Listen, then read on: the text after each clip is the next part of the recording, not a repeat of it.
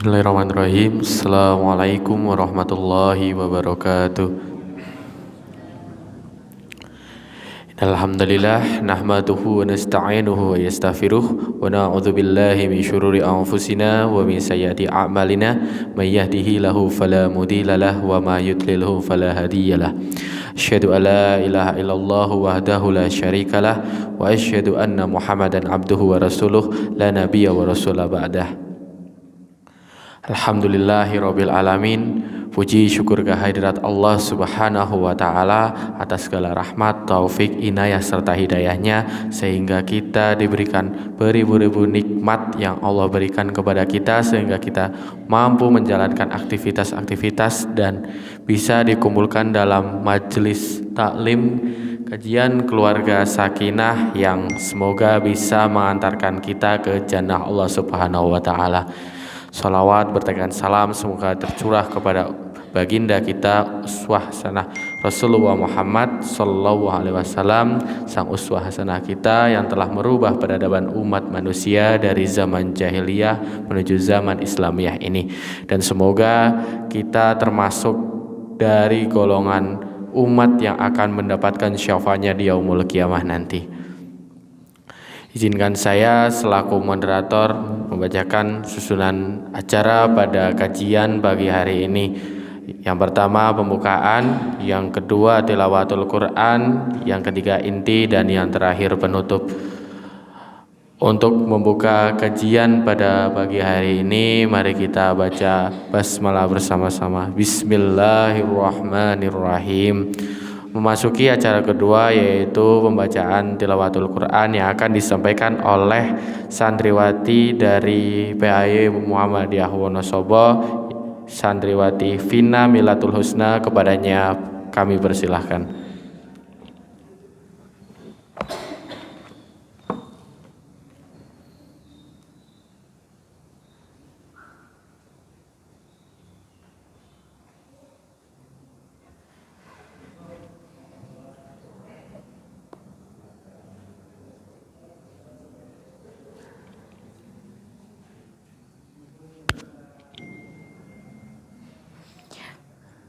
Assalamualaikum warahmatullahi wabarakatuh.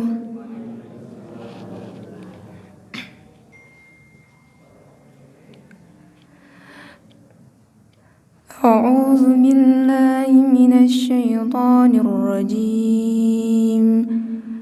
Bismillahirrahmanirrahim. Inna fatahna laka fathan mubina liyaghfira laka Allahu ma taqaddama min dhanbika wa ma ta'akhkhara wa yutimma ni'matahu 'alaika wa yahdiyaka siratan mustaqima وينصرك الله نصرا عزيزا هو الذي أنزل السكينة في قلوب المؤمنين ليزدادوا إيمانا مع إيمانهم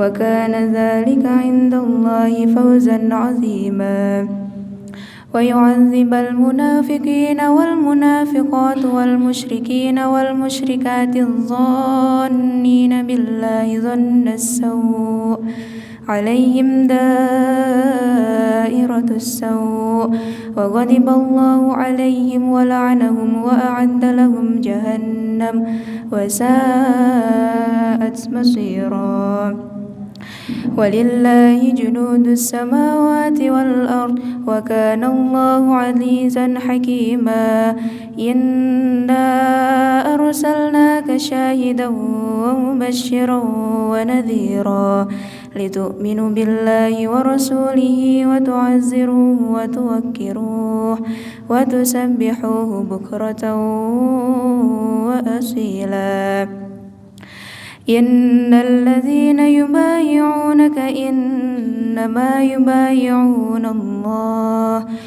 يد الله فوق أيديهم فمن نكث فإنما ينكث على نفسه ومن أوفى بما عاهد عليه الله فسيؤتيه أجرا عظيما سيقول لك المخلفون من الأعراب شغلتنا أموالنا وأهلنا فاستغفر لنا يقولون بألسنتهم ما ليس في قلوبهم قل فمن يملك لكم من الله شيئا إن أراد بكم ضرا أو أراد بكم نفعا بل كان الله بما تعملون خبيرا بل ظننتم أن لن ينقلب الرسول والمؤمنون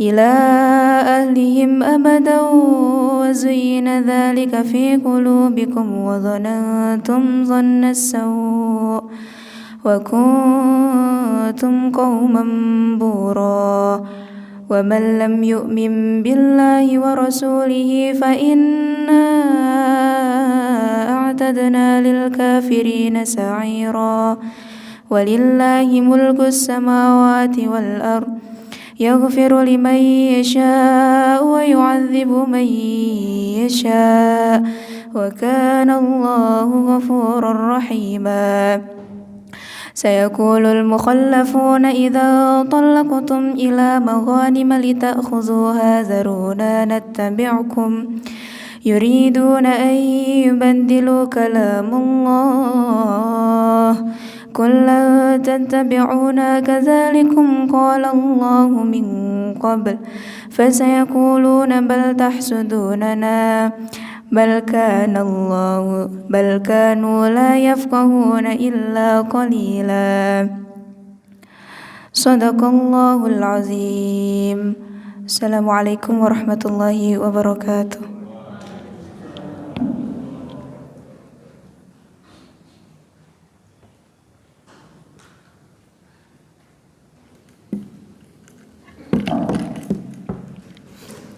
Jazakillah khairan kepada yang membacakan, semoga bisa menjadi pahala bagi yang membacakan dan yang mendengarnya. Amin ya rabbal alamin.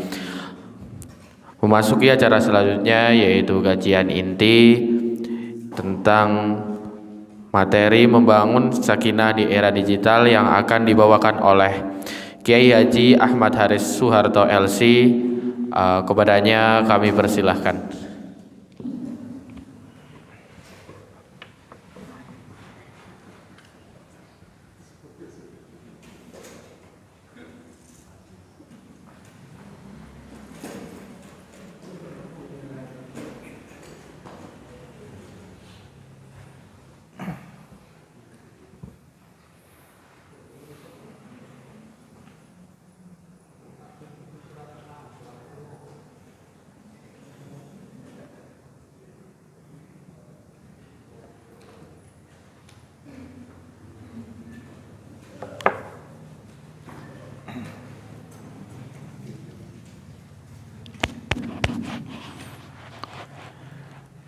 Assalamualaikum warahmatullahi wabarakatuh.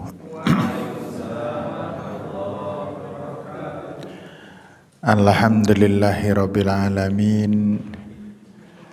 Kita adalah pengajian KKS, kajian keluarga sakinah. Maksudnya bukan berarti bahwa yang ikut adalah keluarga yang sakinah loh.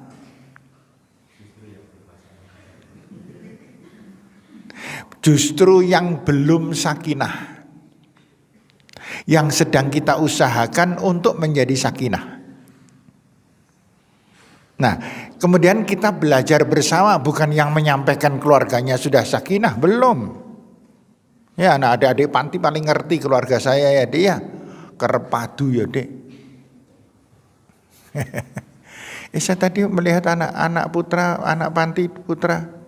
Maju ke depan mas, jangan suka membiasakan masih muda seneng nang buri gitu, telak teling gitu.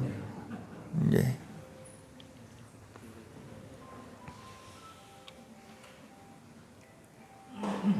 Nah baik bapak-bapak dan ibu-ibu yang saya hormati, kita belajar bersama.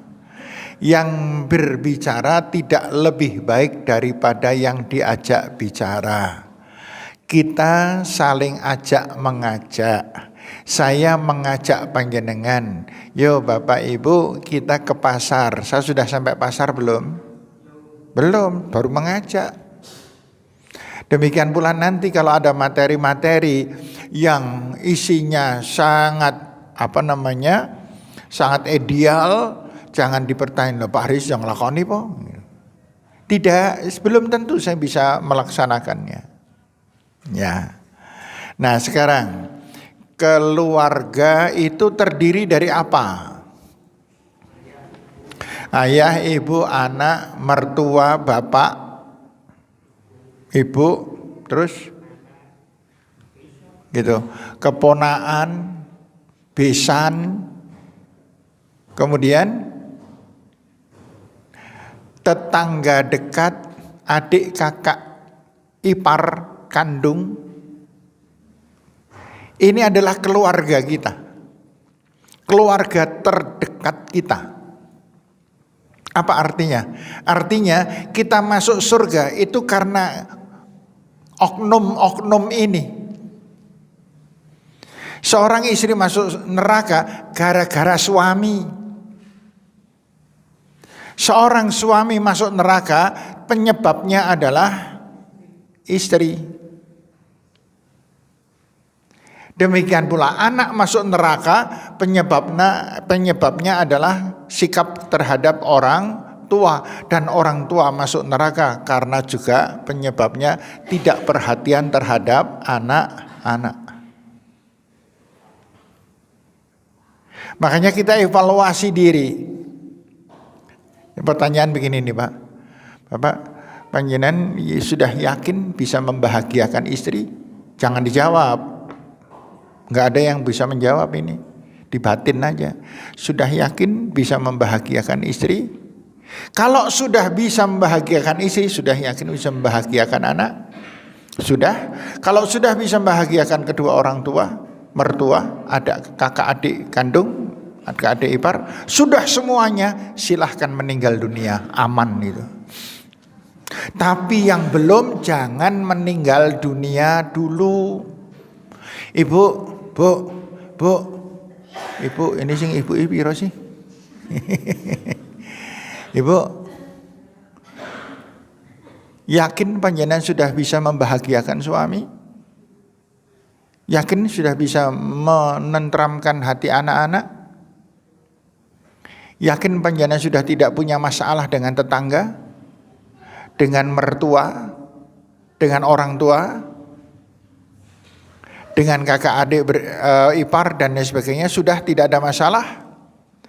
Kalau sudah tidak ada masalah, namanya Rabbana atina fid dunya hasanah. Nah, garek menjemput wa fil akhirati hasanah. Makanya yang masih belum yakin bisa membahagiakan istri atau suami atau anak-anak, ya jawabannya yang paling tepat, jangan meninggal dunia dulu. Kalau malaikat datang dibilang, jangan dulu malaikat, saya belum bisa membahagiakan suami saya. Itu. Ya, bisa nggak itu? Malaikat datang kemudian kita menolak? Nggak bisa. Makanya kemudian Allah memerintahkan pada kita wasari'u. Enggal-enggal. Bu, wasari'u, cepat. Kepada apa? Kepada ila maghfirah. Taat kepada suami itu maghfirahnya gede banget. Ini sudah disebutkan dalam Al-Quran, dalam hadis. Mencintai istri, sayang pada istri, gitu. Itu adalah perbuatan akhlak yang terbaik. Inna khiyarukum linisaihim khuluqa. Sebaik-baik laki-laki. Ya panjenengan bapak suami panjenengan sudah termasuk yang terbaik atau belum?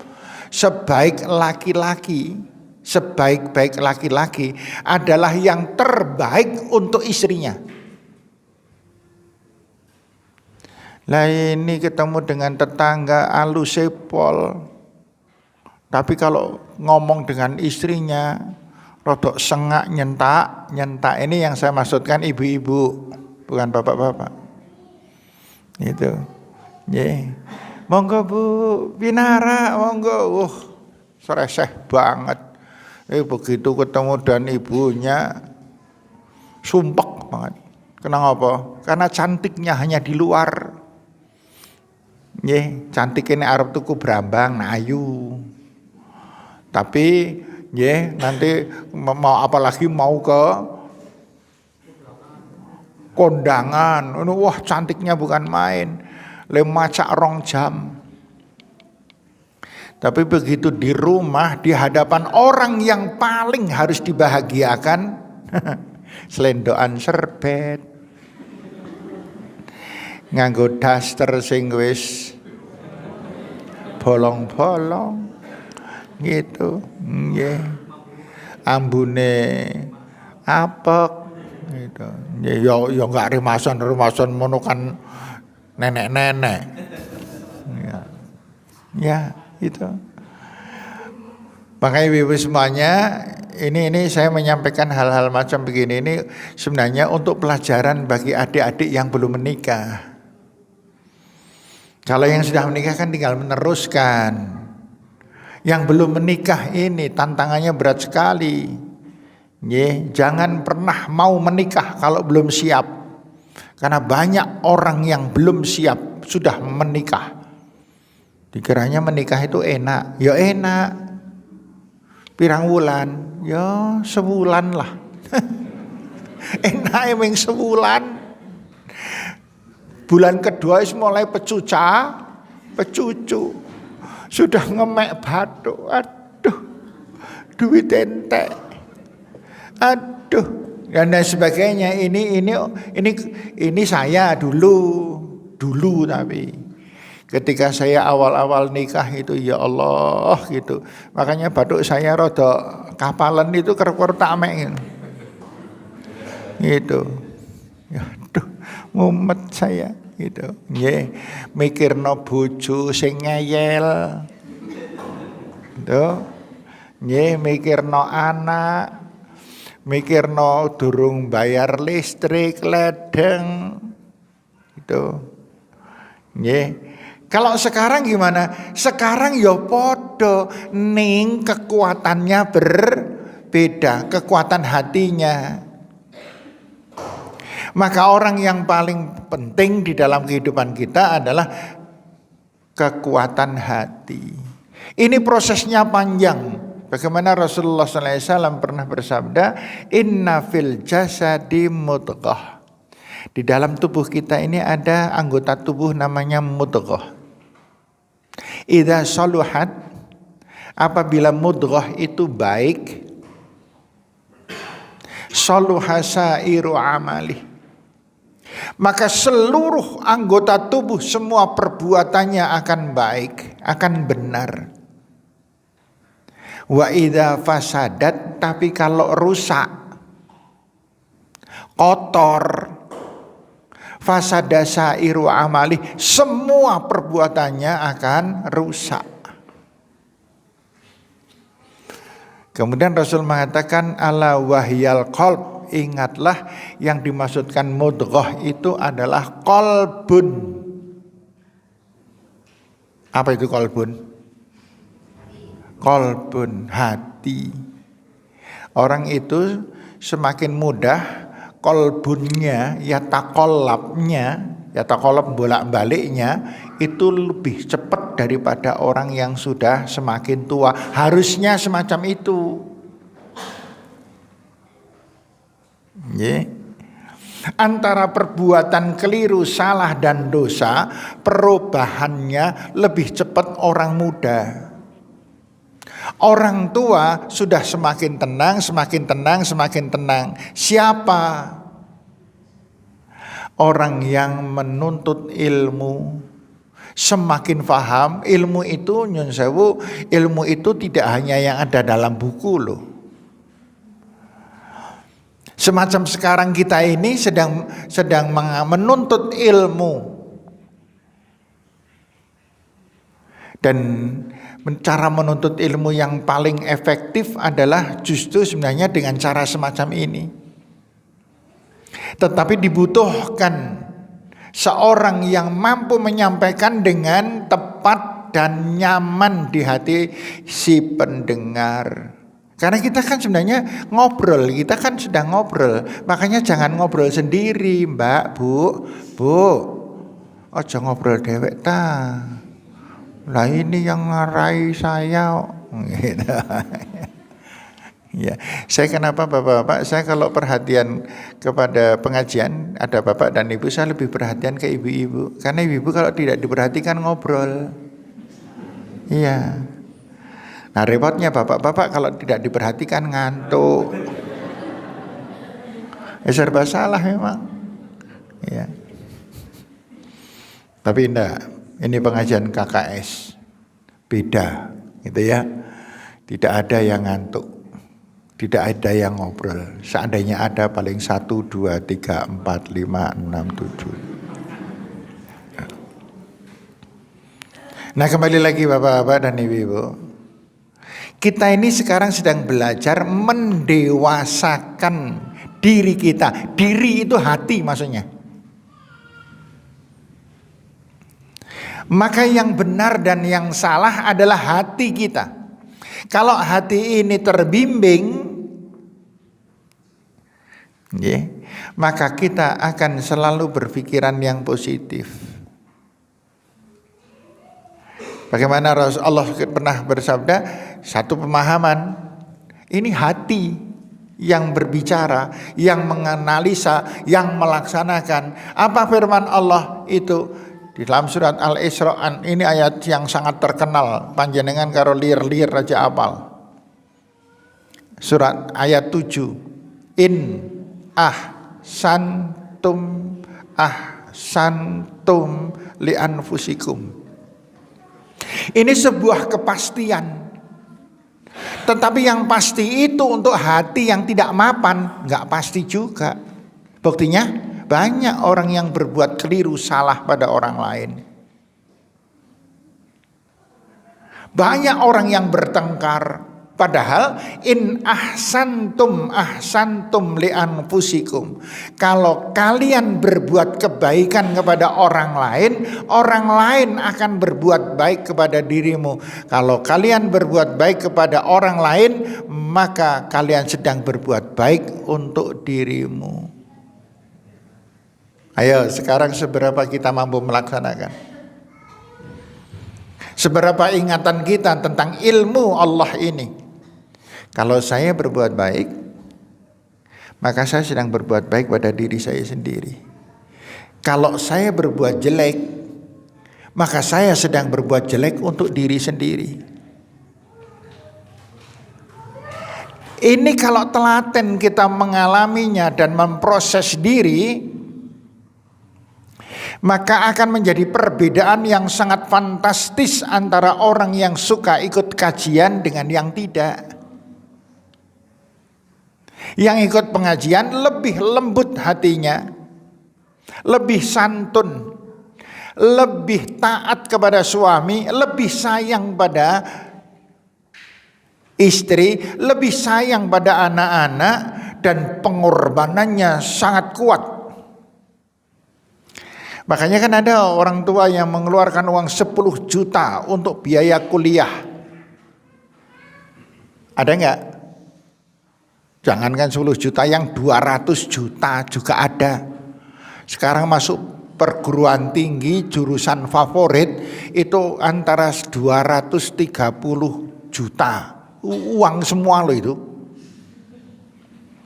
Itu. Ada enggak yang melakukan itu? Banyak. Tetapi benarkah dia berbuat baik kepada anaknya? Tidak. Ada yang minta dialem wong, cerita-cerita. Alhamdulillah anake nyong saiki nang UMY nang kedokteran. Bayar piro, Bu? 250. 250 Bu. 200 juta. Aduh, nek nyong saiki wis ora ndek mobil, ora ndek sawah, ora ndek itu. Gitu. Kenapa? Kenapa berani mengorbankan semacam itu? Bukan karena kecintaannya kepada Allah kemudian mencintai anak, tidak. Tapi kecintaan sekali lagi pada dunia. Ada yang meneruskan, alhamdulillah anaknya wis nang kedokteran, wis beres insyaallah nyang masa tuane aman wisan.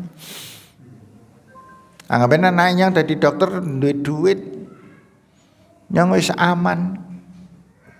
Ora kaya tanggane nyong. 3 sarjana kabeh, 3 nganggur kabeh. Gitu. Ya. Dan kemudian yang namanya sukses adalah sukses dunia. Hati-hati kita memahami masalah ini Bapak-bapak dan Ibu-ibu. Karena apa yang ada di dalam hati ini kata Rasulullah kan innamal a'mal binniyah wa innamal likulli imri'in ma nawa. Yuk kita kembali kepada niat. Bapak-bapak, ibu-ibu, kembali lagi ya. Saya bertanya pada bapak-bapak, pada diri saya sendiri. Sudahkah kita selalu berniat bahwa ketika kita berbuat baik pada istri adalah karena Allah?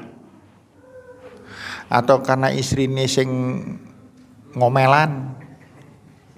Gitu. Bojone nyong njaluk apa ora kelakon ngono wae le ngomel dawane pol. Itukah? Nggih. Ini pertanyaan untuk kita semuanya loh ya. Ada seorang, tapi ini contohnya kok seorang ibu, enggak apa-apa ya Bu ya. Gitu. Satu hari ibunya manggil putrane sing masih SD. Dipanggil, "Mas Dere nih. Kiye duit 400.000 ora sithik. Nggo bayar sekolah dhewe. Mana? Sing bener sekolah, sing rajin sinau. Dhewe kongkon angel, sembayang angel. Mana makat?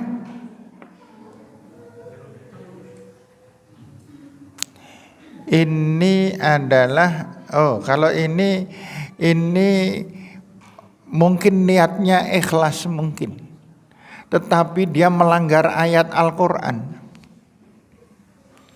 Ya kan, ini kan panjenengan hafal semuanya ayatnya paling terkenal ini. Ayat 264 Al-Baqarah. Ya ayyuhalladzina amanu, hei wong-wong yang podo iman, hei orang-orang yang beriman. La tubtilu shadaqatikum bil manni wal adha. Jangan pernah kalian menggugurkan, menghanguskan, membatalkan pemberian-pemberian kamu itu dengan al-mannu. Al-mannu itu ngungkit-ungkit. Al-mannu itu ngomong kene akeh. Membeberkan kebaikan-kebaikan dirinya. Wal adha, dan menyakiti hati orang yang diberi. Nah yang semacam ini bapak-bapak sekalian, bisa jadi kita masih banyak melakukan. Panjenengan pernah Pak marah kemudian mengungkit perbuatan baiknya kepada istri, pada anak? Itu mesti pada zaman jahiliyah. Iya, orang yang masih pada zaman jahiliyah masih semacam itu. Saya tidak bertanya pada ibu-ibu, kalau ibu-ibu pasti soalnya. Iya, yang nesunan. Ibu seorang wanita nesunan, nek ngomel dawa banget.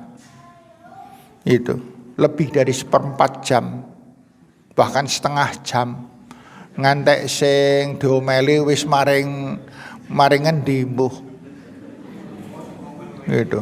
Gen ngomel wae, salah ngomeli ngungkurno. Gitu. Iya. Nah, yang semacam ini mengganggu, mengusik ketentraman hidup kita berkeluarga. Lah, apa yang harus kita lakukan? Taati Allah. Taati Rasulullah sallallahu alaihi wasallam. Orang itu mempunyai kehidupan yang paling selamat ternyata bukan karena dia beribadah. Bukan karena dia sholat, bukan karena dia siam, bukan karena apa. Tetapi yang menyebabkan dia selamat dunia dan akhirat itu ternyata hatinya. Hati yang sudah tidak palsu. Hati yang jujur. Hati yang apa adanya. Yang semuanya itu taatnya kepada Allah dan Rasulnya, dan Allah serta Rasulullah sallallahu alaihi wasallam memerintahkan innama bu'istu liutammima makarimal akhlak. Aku ini diutus, kata Rasulullah, untuk menyempurnakan akhlak. Jadi yang paling utama adalah akhlak. Bahkan ada satu hadis mengatakan, bentar ya, kalau cepat ketemu, tapi kalau nggak cepat ya nggak jadi. Nah ini, innal mu'min yudriku bi husni khuluqihi darajati qaimil laili wa shaimun nahar. Orang yang mempunyai akhlak mulia, yang mempunyai kelembutan hati, yang tidak pernah mendendam, yang selalu berkata lemah lembut terhadap seseorang meskipun orang itu suka berbuat keliru dan salah, yang tidak ikut marah ketika ada orang marah, yang tidak ikut menfitnah ketika ada orang menfitnah, yang tidak membalas apa ucapan perbuatan orang yang berbuat kejelekan kepada dirinya. Itu akhlak. Serba menyenangkan. Orangnya murah senyum, mudah menolong dan menyenangkan. Dalam hadis dikatakan empat sifat itu. Layin, hayin, sahel, dan qarib. Lain itu lemah lembut, tidak pernah berkata-kata yang kasar, dan tidak pernah menyakiti hati orang lain. Itu lain. Ini mbak-mbak, adik-adik, diperhatikan loh yang pelajaran-pelajaran begini ini. Jangan, kan banyak orang yang ikut pengajian samben dino Ahad melu pengajian nih sih padu wae gitu. Ya. Ada orang ikut pengajian, ikut jamaah, tetapi nek nesu kaya wong edan. Ulah ngomong karo mendelik itu. Kaya awake dhewek paling bener. Nauzubillah. Enggak membekas apa yang dipelajari selama ini. Ya. Nah, makanya seseorang itu harus mempunyai 4 sifat. Insyaallah loh. Apakah Pak Haris sudah bisa ngelakoni? Saya mengajak kita bersama, yuk kita belajar bersama. Menjadi orang yang lain, yang selalu lemah lembut terhadap sesama, yang selalu tersenyum ketika menghadapi problema. Ada ungkapan begini, kalau kalian sedang sehat, berhati-hatilah, waspadalah, karena sebentar lagi akan sakit.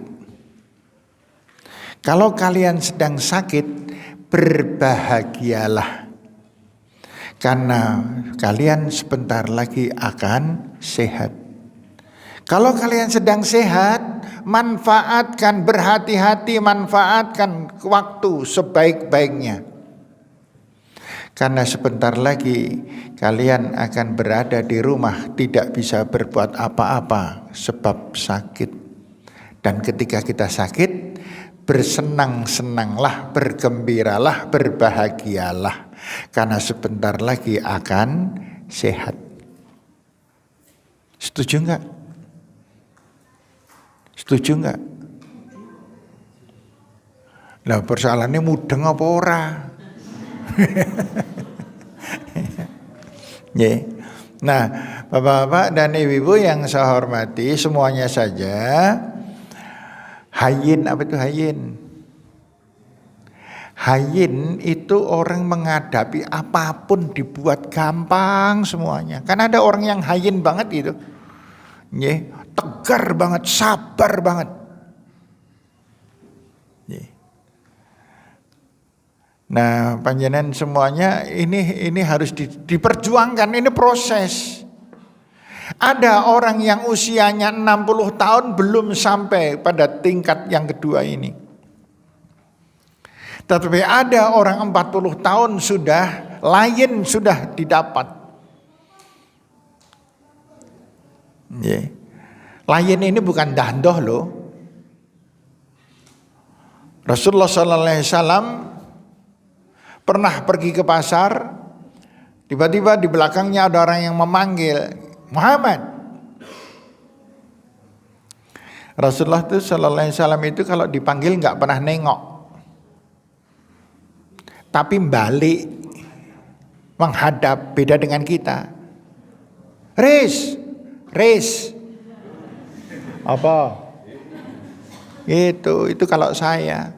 Rasulullah balik badan, ada apa? Balik dulu baru ada apa? Siapa yang biasanya kalau dipanggil gitu? Itu sifat Rasul itu.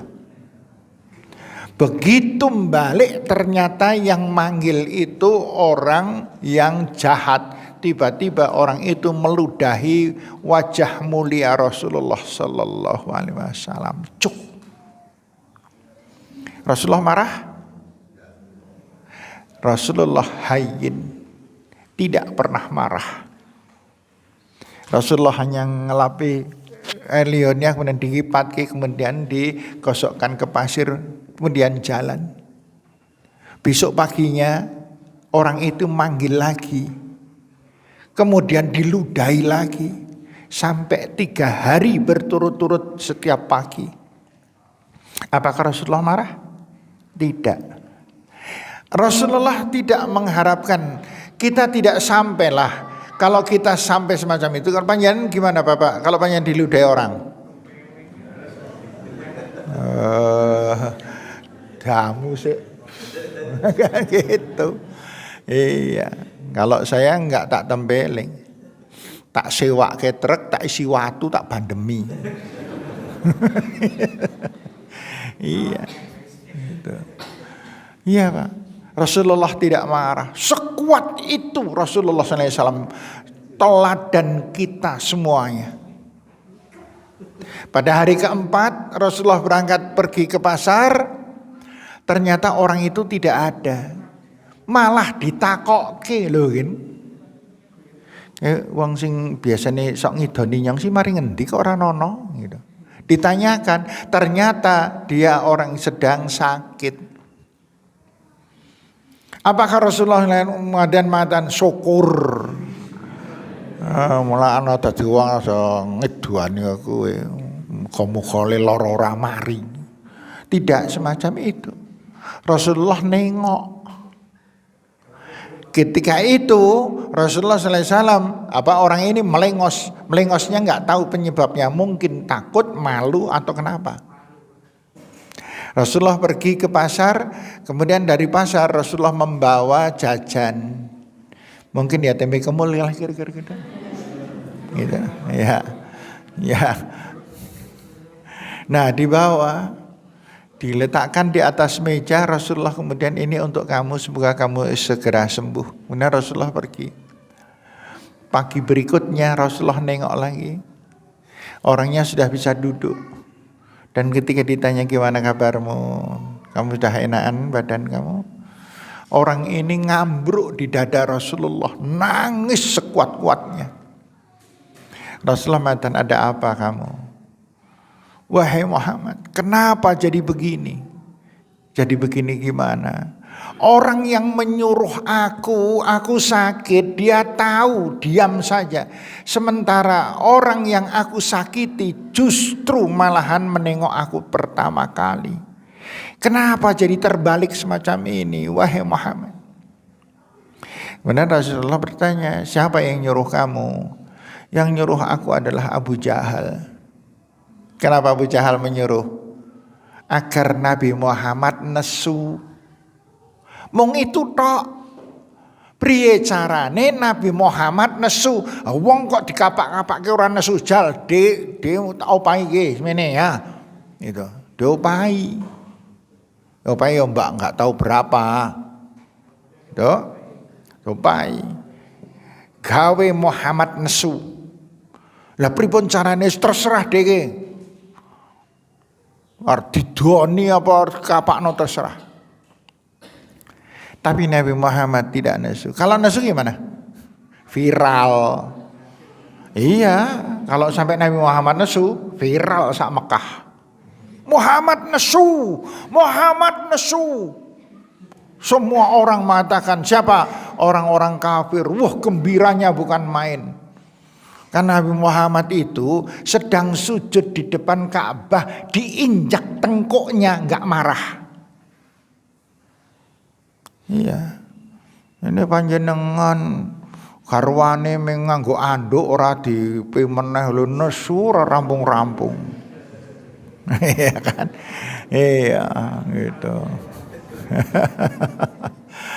Ini nggih karo putrane jarine sayang. Tapi putrane njaluk dhuwit 5.000 wae ra entuk nek urung nangis dhisik. Ya nangis dhisik ya tak kei, masyaallah. Iya. Di wong tua kejemepol. Malah ada ibu yang sering ngapusi putrane. Punyon duit. Jajan wae duit ibu entek. Ana dolan. Wani ngapusi anak risikonya besar sekali. Itu pernah. Ini masih ketika itu ibu guru wali dari TK bilang pada saya, Pak Haris, anak saya itu sekarang kelas 3 SD, yang ini yang kedua, yang sekarang di TK itu nomor 4. Sekarang anak saya kelas 3 SD itu sudah berani ngambil uang tadinya milik saya, milik bapak. Lah kemarin 2 hari yang lalu itu lah kok buka tasnya tamu coba. Sama bapak itu dihajar pakai sabuk. Tadi pagi ngambil punya saya lagi coba Pak Haris. Ya Allah gimana? Saya mikir. Setiap kesalahan anak pasti ada sangkut paut kesalahan orang tua. Jangan lupa itu.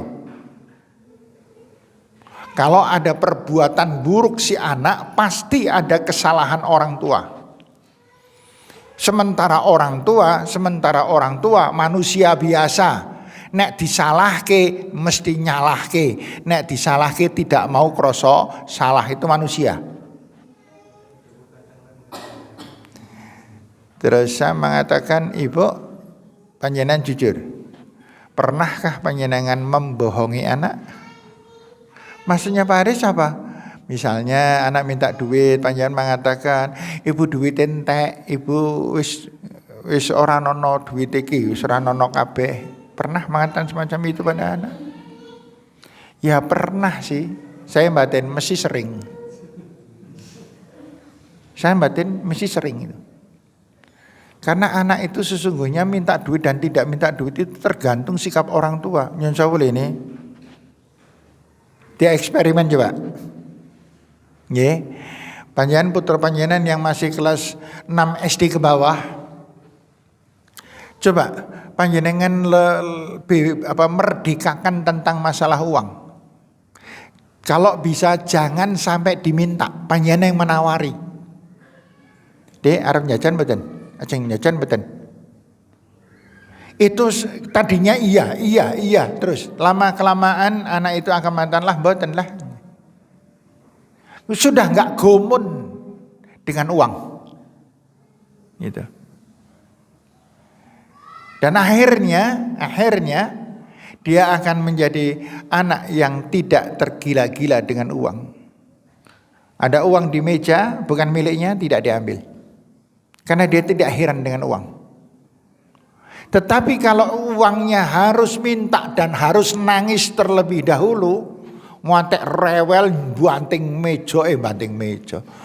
banting lawang jeder baru dikasih. Ini anak akan saya istilahnya tergila-gila dengan uang. Gitu. Nah, kemudian saya mengatakan solusinya gimana? Bu, pengen anak panjenengan sembuh dari penyakit ini? Ya ingin sekali lah Pak, masa saya tidak ingin anak saya menjadi anak yang baik, yang jujur. Baik. Sekarang Ibu gunakan falsafah ikan asin.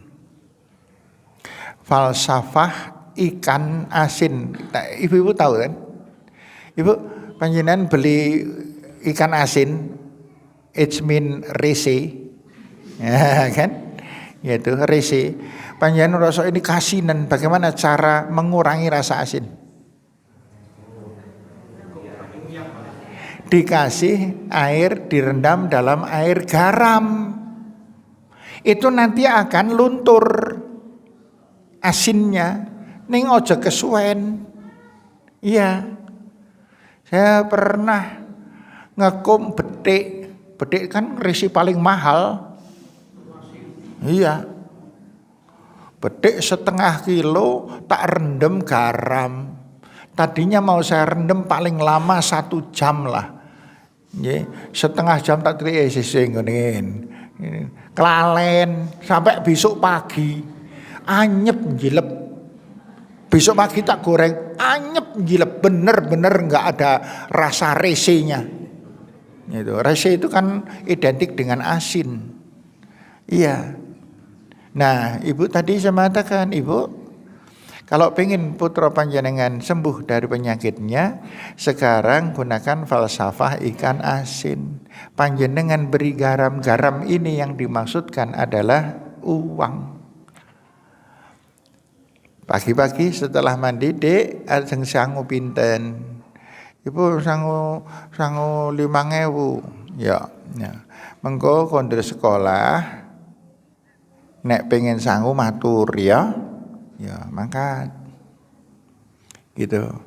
Wau teng sekolahan kurang napa mboten duwite nggih jajan? Takoni. Pengen sakniki pengen jajan napa mboten? Pengen. Pinten? 10.000. 10.000 kasihkan. Terus semacam itu ditanya, jangan sampai anak itu minta uang. Balapan karo putra. Ibu tadi bertanya, Pak Aris, lah kados niku pinten laminipun Pak Aris, laris saged mantun Pak Aris. Ya tergantung anaknya dan tergantung ketika panjenengan memberi. Kalau panjenengan memberi dengan ekspresi yang tulus, yang ikhlas, cepat. Tapi nya 10.000 akeh. Ada yang macam itu, maka semakin hari semakin lama, semakin ketus semakin lama. Nek kinten-kinten pinten tangunipun Pak Aris? Paling sedikit 3 bulan. Hah? 3 bulan ngejor anak pakai duit. Itu. Nah, monggo panjenengan pilih yang mana? Atau panjenengan pengen putra panjenengan dirangket, dipasung, meneran jukui gitu, atau tuh geli kabeh tangane, gitu. Akhirnya dipraktekkan, dan benar dipraktekkan itu kira-kira antara 3 bulan, 3,5 bulan lah. Anak ini sudah nggak heran dengan uang, tetapi rutin setiap hari, jangan sampai terputus, jangan sampai terbantah. Ponyon duite. Kalau bisa jangan sampai anak ini minta uang. Gitu. Jadi ibu-ibu sekalian, bapak pengen hidup tenang, bahagia, mesti ada pengorbanan.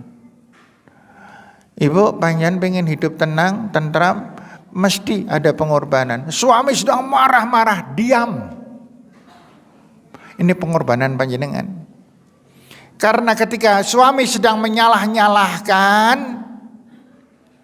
maka jangan lupa Bapak, tidak ada orang yang disalah-salahkan mau mengaku salah. Maka setiap orang yang bertengkar, maka dua-duanya merasa benar dan lawannya adalah yang salah. Maka Rasulullah SAW pernah bersabda begini. Saya enggak hafal hadis-hadis ini.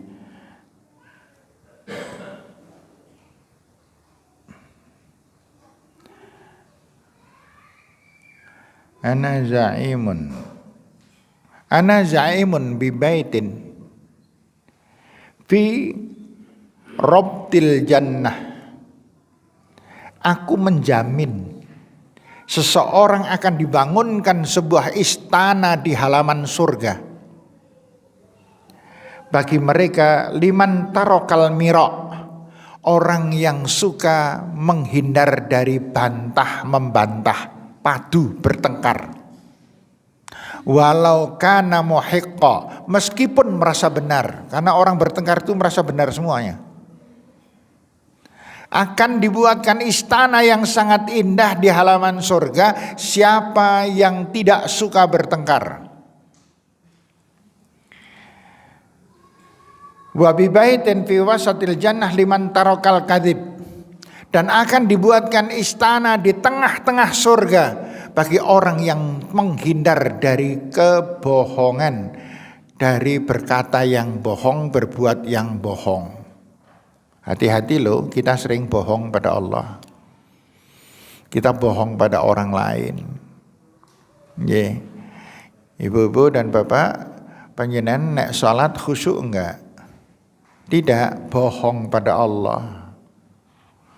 Loh, kita sudah menghadap ke kiblat, sudah menyedekapkan tangan, sedang membaca apa, tetapi hatinya tidak menghadap Allah, bohong itu.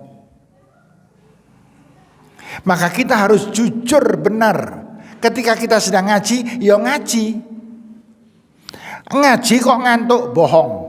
Ngaji kok ngalamun, bohong. Ngaji kok ngobrol dengan sampingnya, bohong. Apalagi ngaji kok ngobrol dhewean, luwih bohong meneh. Iya. Nah, karena itu Bapak dan Ibu, yang pertama, jangan suka berbantah-bantahan meskipun merasa benar. Ini proses latihan terus. Yang kedua, jangan suka berbohong walau kana mazihan, meskipun itu guyon. Ini kan zaman sekarang kan banyak yang model ngeprank-ngeprankan itu. Iya kan? Jangan atau tinggalkan kata-kata bohong, perbuatan bohong meskipun guyon. Mazihan. Nah, yang ketiga, wa bi baitin fi a'lal jannah, dan akan diciptakan, dibuatkan istana yang paling indah di surga yang paling tinggi. Liman hasuna khuluquhu, siapa yang paling mulia akhlaknya. Orang yang paling mulia akhlaknya itu orang yang selalu konsekuen dengan apa yang sedang dilaksanakan. Pengajian gatek, sholat khusyuk. Ada orang yang kita kasihan, kita beri pertolongan pada dia, kita berikan sedekah. Makanya kita harus jadi orang yang peka. Kalau tidak peka namanya apa? Peka itu positif. Negatifnya? Iya, kasar itu pekok. Bocah pekok teman, gitu kan. Di dalam doa kan itu ada kan, Allahumma inni a'udzubika minal ajzi wal kasali wal jubni. Al jubnu pekok. Nggih. Allahumma inni a'udzubika minal ajzi wal kasali. Ajzi itu lemah mental, perhatiannya sedikit, ngaji berangkat terus, tapi ngantuk terus, lemah. Wal kasali keset, keset yang tidak berhalangan. Pengajian dimulai jam 8. Ya jam 8 itulah kira-kira datang. Bukan jam 8 berangkat dari panti, bukan. Sampai lu mangkat saka panti, tekan kene ngelembereh gitu kan, ngantuk. Biasanya wong nom itu. Iya, ya kan anak panti kan mesti nom gitu. Iya. Ya, Bapak Ibu yang saya hormati, jadi semogalah kita perjuangkan terus akhlak kita, semangat kita, dan juga sekali lagi ini makna yang satu ini sangat berat apa ya? Khairun nas anfa'uhum linnas. Sebaik-baik manusia itu yang paling bermanfaat buat orang lain. Jangan suka hanya ngurusi awake dewek tok. Hanya yang ngurus diri sendiri ya, orang lain iya. Makanya panjenengan yang sudah termaktub di dalam kepengurusan cabang ranting, panjenengan berdosa kalau tidak melaksanakan tugas. Makanya saya titipkan ini pengajian pada para pengurus pengajian. Pengurus pengajian itu berarti pengurus cabang, otomatis pengurus cabang. Monggo di ini, karena saya tadi mengatakan kita masih kalah dengan cabang-cabang yang lain dari sisi jumlah.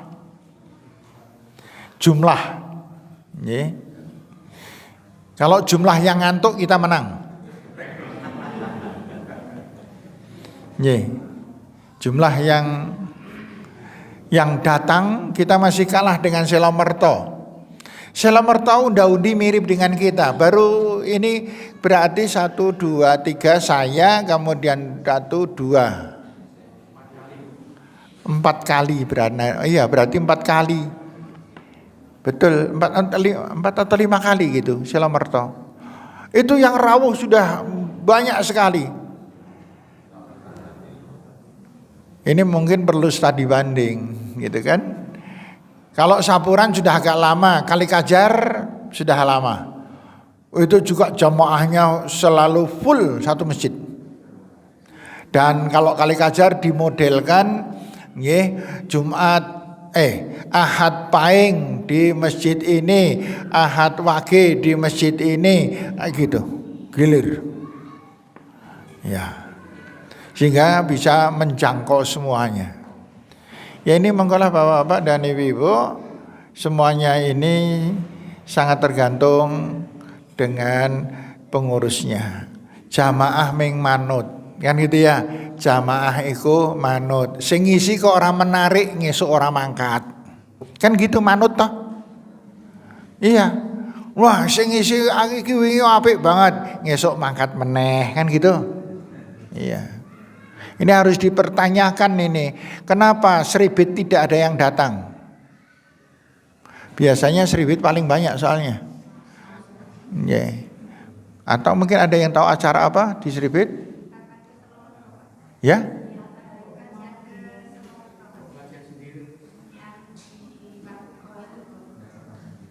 Oh iya. Ada pengajian di waktu gong. Ya. Kalau cabangnya kan di aula dakwah, ruang dakwah yang ada di TK. Ya ambane meh semene lah. Dan itu penuh. Monggo Bapak-bapak, Ibu-ibu, kita berlomba-lomba. Jangan mau kalah dengan cabang yang lain. Kita harus selalu mengejar. Dan kita pernah mendapatkan pengalaman di Arkom. Dulu Arkom juga lemah sekali. Tapi kemudian semakin baik dan semakin kuat. Kemudian ada instruksi dari PDM, semua cabang harus mempunyai pengajian Ahad pagi. Ahad pagi itu ba'da subuh atau jam 6 atau jam 7 atau jam 8. Kecuali Ahad Pon. Ini Ahad Pon berjalan enggak? Tetap jalan. Ya, enggak apa-apa melanggar. Melanggar kok enggak apa-apa. Ya. Maka dibicarakan dengan dengan personal PDM tentang masalah Ahad Pon, apakah boleh Ahad pagi di sini tetap jalan atau khusus Ahad Pon diliburkan. Gitu. Ini harus dijelaskan kepada personal PDM. Bapak-bapak dan ibu-ibu yang saya hormati, saya kira ini pelajaran kita pada kali perdana. Saya kan baru pertama kali ngisi. Ya, ini perdana. Semoga, saya nggak tahu apakah perdana ini artinya yang pertama dan yang terakhir, saya nggak tahu. Ya, ada juga di antara panjenengan yang datangnya sekali tok-tok, kemudian besok lagi sudah nggak datang juga ada. Ya, saya kira demikian. Karena tidak ada pertanyaan, saya cukupkan sampai di sini saja apa yang bisa saya matur. Semoga bermanfaat. Saya mohon maaf yang sebesar-besarnya. Billahi taufiq wal hidayah. Assalamualaikum warahmatullahi wabarakatuh.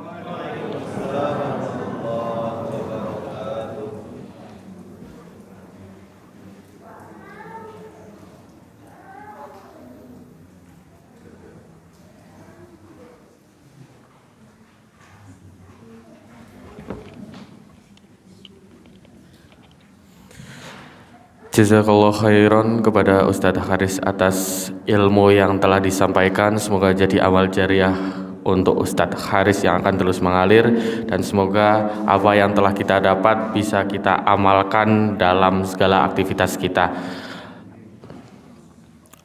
Sugeng kondur untuk seluruh jamaah yang ada di sini. Salam buat keluarga, kerabat dan tetangga. Sampai jumpa di kajian keluarga sakinah berikutnya. Semoga tambah banyak lagi yang belum hadir bisa hadir. Dan ada sedikit pengumuman dari panitia, ada ruang konsultasi bagi jamaah. Ada 3 konsultasi. Yang pertama konsultasi keluarga dan ruqyah, yang kedua konsultasi ekonomi dan keuangan, dan konsultasi bacaan Al-Quran di sebelah sini. Nanti bagi jamaah yang ingin konsultasi bisa langsung saja. Mungkin cukup sekian kajian pada pagi hari ini. Mari kita tutup dengan bacaan hamdalah dan doa kifaratul majlis bersama. Alhamdulillahirabbil alamin. Subhanakallahumma wa bihamdika asyhadu alla ilaha anta astaghfiruka wa atubu ilaik. Akhirul kalam billahi fisabilil haq fastabiqul khairat. Nun wal qalami wa ma yasturun. Wassalamualaikum warahmatullahi wabarakatuh.